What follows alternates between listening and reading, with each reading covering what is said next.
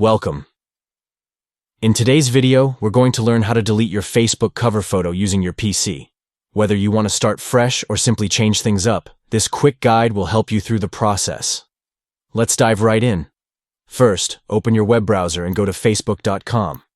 If you're not already logged in, enter your email and password to access your account. Once you're logged in, you'll land on your newsfeed.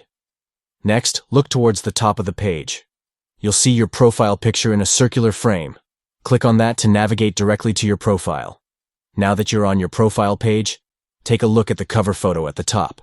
If you want to delete it, you'll need to click on the Edit Cover Photo option. This is usually located at the bottom right corner of your cover photo. After clicking on Edit Cover Photo, a menu will appear with several options. Look for the one that says Remove Cover Photo. Click on that option. Once you do, a confirmation message will pop up asking if you're sure you want to remove the cover photo. This is your chance to double-check. If you're ready to proceed, confirm your decision by clicking Confirm or Yes. And just like that, your cover photo will be deleted. You'll now see a blank space at the top of your profile where your cover photo used to be.